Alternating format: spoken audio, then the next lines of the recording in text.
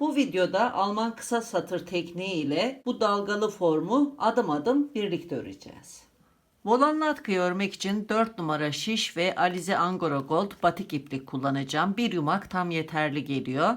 Ben yuvarlak şişlerle öreceğim. Sizler düz şişlerle de örebilirsiniz. Toplam 32 ilmek alacağım. 32 ilmeğin ikisi kenar ilmek olacak. 30 ilmek de model için gerekli. İlmek alırken iki şişimi de kullanıyorum. Alt tarafın sıkı olmaması için. Klasik ilmek alma yöntemiyle toplam 32 ilmek alıyorum.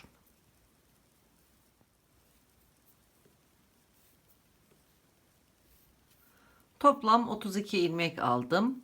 İplerin ucunu şu şekilde düğümlüyorum. Şişin birini çıkartıyorum. İlk sırayı örmeye başlıyorum. Hem ön tarafta hem de arka tarafta her sıra düz örülecek arkadaşlar. Bu şekilde haroşa örgü oluşturacağız. İpim arkada, kenar ilmeği düz örecekmiş gibi örmeden kaydırıyorum. Kenar ilmekler de bu şekilde alınacak. Sıra sonuna kadar bütün ilmekleri düz örüyorum.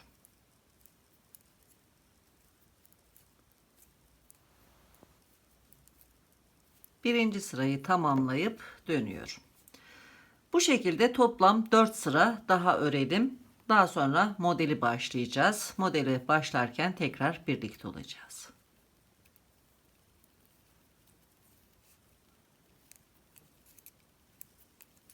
Dört sırayı tamamladım. Burası örgümüzün ön tarafı. Başlangıç ipi sol kenarda. Gördüğünüz gibi 1, 2, 3 çizgi haroşa oldu. Şimdi modele başlıyoruz. Başlamadan önce birer işaret yerleştireceğim. Sağ ve sol kenarları belirtmek için. Kenar ilmekten sonra 10 ilmek sayıyorum. 1, 2, 3, 4, 5, 6, 7, 8, 9, 10. 10. ilmekten sonra buraya bir yeşil ayraç yerleştiriyorum. Bu ayracın bulunduğu kenar sağ taraf. Ayraçtan sonra 2, 4, 6, 8, 10 ilmek sayıp bir turuncu ayraç yerleştiriyorum. Turuncu ayracın bulunduğu bu kenarda sol kenar olacak arkadaşlar. Şimdi kısa sıralar çalışacağız. Önce sağ taraftaki kısa sıraları tamamlayacağız. Karşı tarafa geçeceğiz. Burada da aynı şekilde kısa sıralar öreceğiz ve bu şekilde volan oluşturacağız. Sağ taraftaki kısa sıralara ön taraftan başlıyoruz. Kısa satır dönüşlerine. Sol taraftaki kısa satır dönüşlerini ise ters taraftan yapıyoruz. Şimdi örerken daha iyi anlaşılacak. Şimdi modelimize başlıyorum. Ayraca kadar olan ilmekleri düz örüyorum. Kenar ilmekten sonra toplam 10 ilmek örüyorum.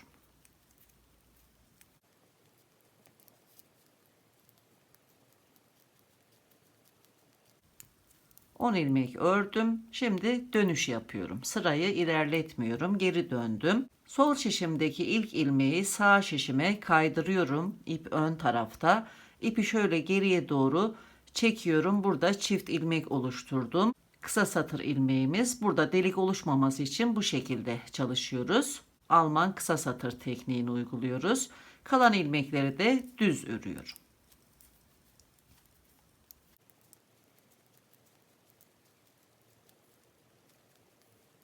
Dönüyorum. Ön tarafta ikinci kez kısa satır dönüşü yapacağım. Bu sefer kenar ilmekten sonra 8 ilmek öreceğim. 2 ilmek bırakıp dönüş yapacağım. Her kısa satır dönüşünde ikişer ilmek bırakarak devam ediyoruz. Son 2 ilmeğe kadar. Şimdi kenar ilmekten sonra 8 ilmek örüyorum.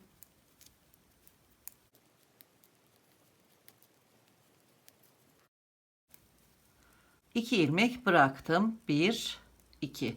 Bu çift ilmeği tek sayıyoruz. Kısa satır ilmeğimiz. Dönüyorum. Yine sol şişimden ilk ilmeği sağ şişime kaydırıyorum. İpim ön tarafta geriye doğru çekip kısa satır ilmeği oluşturdum. İkinci kısa satır dönüşünü yaptım. Kalan ilmekleri de düz örüyorum. Dönüyorum. Şimdi kenar ilmekten sonra 6 ilmek örüp 3. kez kısa satır dönüşü yapacağım. Zaten dönüş yerleri belli oluyor gördüğünüz gibi. Dönüyorum. İpim önde. İlk ilmeği sağ şişime kaydırıp geriye doğru çekip sıkıştırıyorum. Kalan ilmekleri düz örüyorum. Dönüyorum. Şimdi 4 ilmek örüp dördüncü kez kısa satır dönüşü yapacağız. Kenar ilmekten sonra 4 ilmek örüyorum. Dördüncü kez geri dönüyorum. İlk ilmeği kaydırıp geriye doğru sıkıştırıyorum. Kalan ilmekleri düz örüyorum. Dönüyorum. Şimdi 5. ve son kez kısa satır dönüşü yapacağım. Kenar ilmekten sonra 2 ilmek örüyorum. 5. kez kısa satır dönüşü yapıyorum. Yine ilk ilmeği kaydırıp sıkıştırıyorum. İlmekleri düz örüyorum. Sağ taraftaki kısa sıraları tamamladım. Şimdi ön taraftan sıra sonuna kadar bir sıra düz öreceğiz ve ters taraftan dönüşler yapmaya başlayacağız sol kenar için. Burada karışıklık olmaması için kısa sıraları bitirdikten sonra buraya bir işaret yerleştiriyorum bu şekilde. Buradaki kısa sıraları tamamladığımı belirtmek için bu tarafı da tamamlayınca aynı şekilde işaret yerleştireceğim.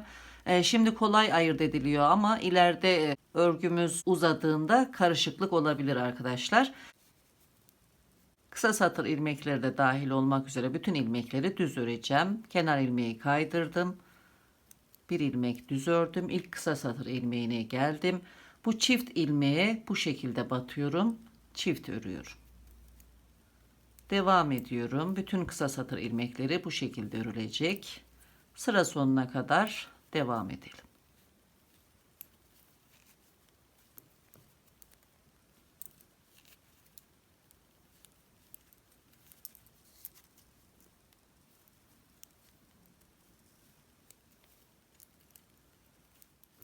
Sıra sonuna geldim. Dönüyorum. Ters taraftan şimdi sol kenardaki kısa satır dönüşlerini yapacağız. Yine kenar ilmekten sonra 10 ilmek örüyorum. Kenar ilmeği saymıyorum.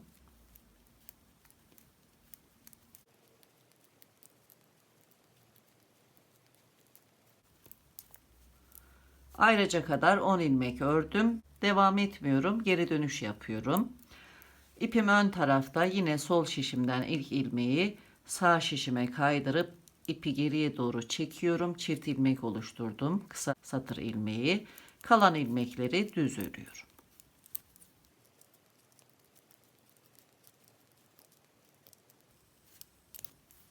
Dönüyorum. İkinci kez kısa satır dönüşü yapacağım. 2 ilmek bırakıp dönüş yapacağım. Kenar ilmekten sonra 8 ilmek örüyorum.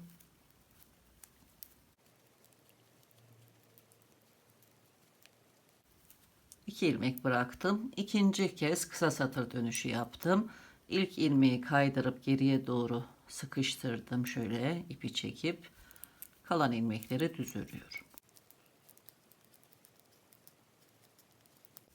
Dönüyorum. Üçüncü kez dönüş yapacağım. Kenar ilmekten sonra 6 ilmek örüyorum. Dönüyorum. Yine ilk ilmeği alıp ipi geriye doğru çekip sıkıştırıyorum. Kalan ilmekleri düz örüyorum. Dönüyorum. Dördüncü kez dönüş yapacağız. Kenar ilmekten sonra 4 ilmek düz örüyorum. Dönüyorum. Dördüncü dönüşü yaptım. Yine ilmeği sıkıştırıyorum. Kalan ilmekleri düz örüyorum. Dönüyorum. Beşinci kez dönüşü yapacağız. Bu taraftaki son dönüşümüz. Kenar ilmekten sonra 2 ilmek örüyorum ve 5. kez dönüş yapıyorum. İlk ilmeği alıp geriye doğru çekiyorum. Sıkıştırdım. Kalan ilmekleri de düz örüp dönüyorum. Ters taraftan şimdi sıra sonuna kadar bütün ilmekleri düz öreceğim ve bu tarafa geçeceğiz. Yine buraya da bir işaret yerleştiriyorum. Bu taraftaki kısa sıraları da tamamladığımızı belirtmek için. Kenar ilmekten sonra düz örmeye başlıyorum. Bu tarafta da yine kısa satır ilmeklerini çift örüyorum bu şekilde.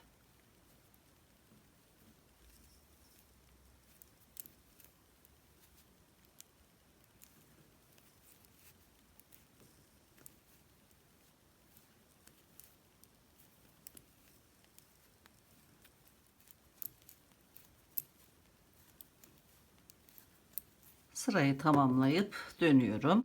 Şimdi 2 tam sıra öreceğiz. Ön taraftan sıra sonuna kadar bir sıra düz öreceğiz. Aynı şekilde ters taraftan da sıra sonuna kadar bir sıra düz öreceğiz. Toplam 2 sıra ve modelimizi tamamlamış olacağız.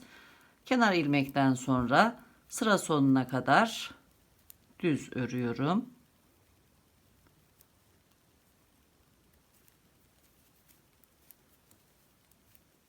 Birinci tam sırayı tamamladım. Dönüyorum. Ters taraftan bir tam sıra daha örüyorum. Kenar ilmekten sonra sıra sonuna kadar düz devam ediyorum.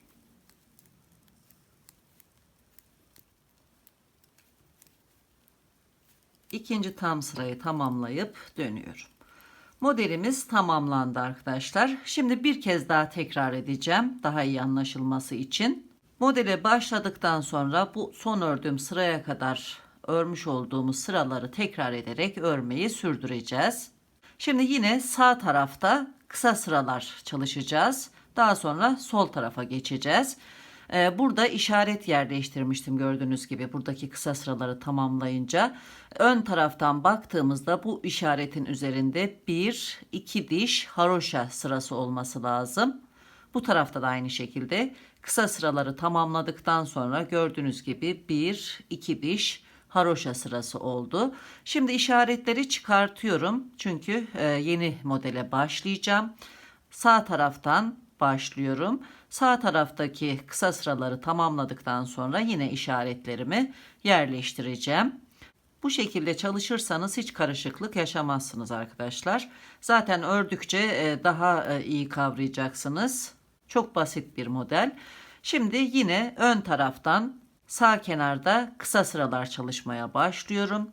Kenar ilmekten sonra 10 ilmek düz örüyorum.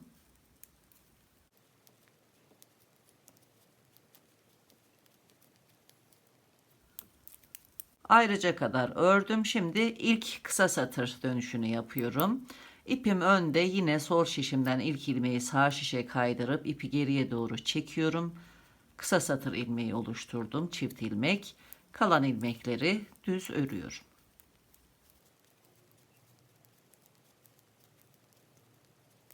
Dönüyorum.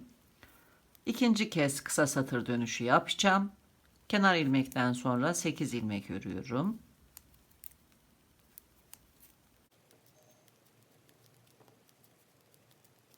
Sekiz ilmek ördüm. 2 ilmek de bu tarafta kaldı. Dönüyorum. İlk ilmeği yine sağ şişime kaydırıp ilmeği sıkıştırıyorum. Kalan ilmekleri düz örüyorum. Şimdi 6 ilmek örüp 3. kez kısa satır dönüşü yapacağım. Kısa satırları tamamlayalım. Tekrar birlikte olacağız. Yani bu taraftaki kısa satırları tamamlayalım. Sağ tarafta 1, 2, 3, 4, 5 kez kısa satır dönüşü yaptım. Şimdi sıra sonuna kadar bir tam sıra öreceğim. Yine burada kısa sıraları tamamladığımı belirtmek için buraya bir işaret yerleştiriyorum. Kenar ilmekten sonra bütün ilmekleri düz örüyorum. Kısa satır ilmeklerini örerken çift alıyorum bu şekilde.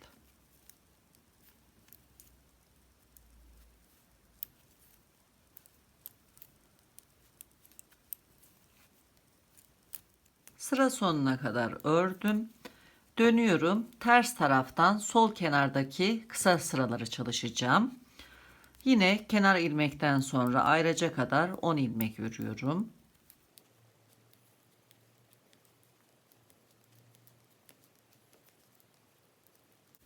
İlk kısa satır dönüşünü yapıyorum. Sol şişimden ilk ilmeği sağ şişime kaydırıyorum. İpi geriye doğru çekerek kısa satır ilmeği oluşturdum. Kalan ilmekleri düz örüyorum.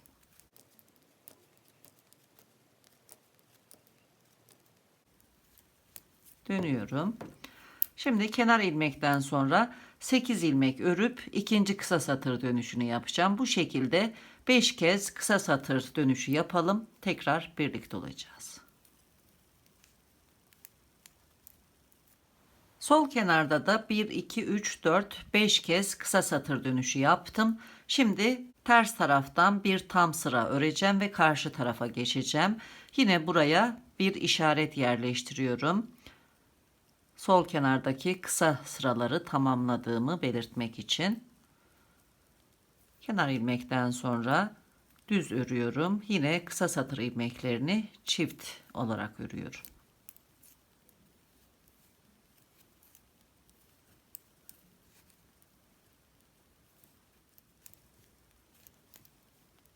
Sıra sonuna kadar ördüm. Dönüyorum.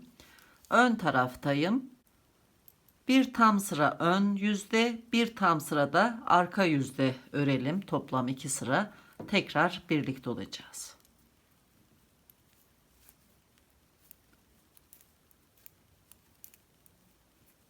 İki tam sırayı tamamladım ve modelin ikinci tekrarını bitirdim. Şimdi üçüncü tekrara başlayacağım. Aynı işlemleri tekrarlayarak devam edeceğiz. Yine burada sağ kenardaki kısa sıraları tamamlayınca işaret yerleştirmiştim. Gördüğünüz gibi 1, 2 haroşa çizgisi oldu. Bu tarafta da yine kısa sıraları tamamladıktan sonra işaret yerleştirmiştim. Burada da 1, 2 haroşa çizgisi oldu. Şimdi üçüncü tekrara başlayabiliriz. Yine başlarken bu işaretleri çıkartıyorum. Kısa sıraları tamamladıkça yerleştiriyorum. Eğer bu şekilde çalışırsanız örgüyü bırakıp tekrar başladığınızda nereden başlayacağınızı karıştırmazsınız. Kolaylıkla örgüyü sürdürebilirsiniz arkadaşlar. Gördüğünüz gibi volanlar oluşmaya başladı. Bu şekilde 150 santimetre kadar örelim. Tekrar birlikte olacağız. Atkıyı yaklaşık olarak 150 santimetre kadar ördüm ve sol taraftaki kısa sıraları tamamladım. Şimdi dönüyorum. Sıra sonuna kadar örüyorum. Kenar ilmekten sonra bütün ilmekleri düz örüyorum. Kısa satır ilmeklerini örerken çift ilmekleri birlikte örüyorum. Devam edelim.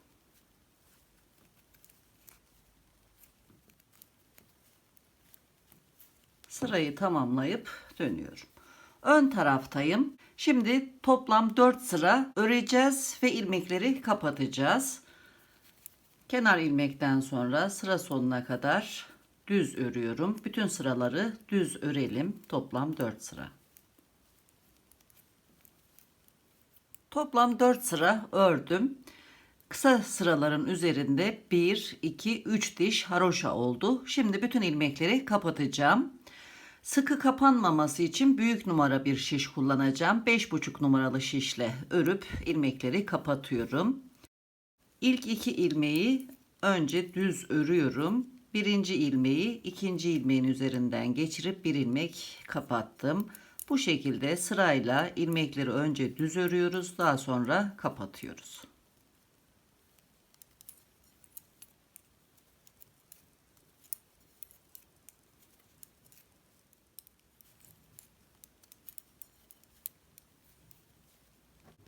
İlmekleri kapattım. Son bir ilmeğim kaldı. Şimdi ipi kesiyorum. İpi bu ilmeğin içerisinden geçirip sabitliyorum.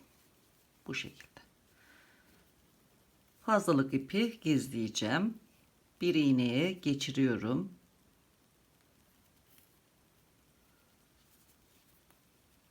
Alt tarafta haroşa dişleri arasında yürüterek gizliyorum.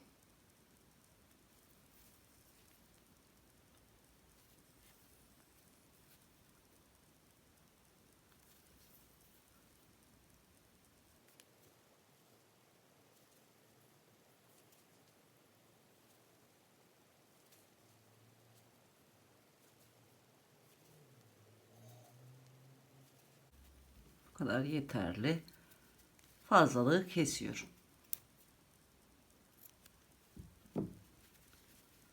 Atkının örme işlemini tamamladım. Alman kısa satır tekniği ve sadece düz örgü kullanarak spiral form elde ettik. Artırma ve eksiltme yapmadan sadece geri dönüşlerle dalgalı yapıyı oluşturabiliyoruz. Bu modeli farklı renk geçişleri olan iplerle denediğinizde daha belirgin bir form elde edebilirsiniz. Eğer bu modeli denerseniz yorumlara yazmayı unutmayın. Sorularınız varsa aşağıya bırakabilirsiniz. Yeni projelerde tekrar görüşmek üzere.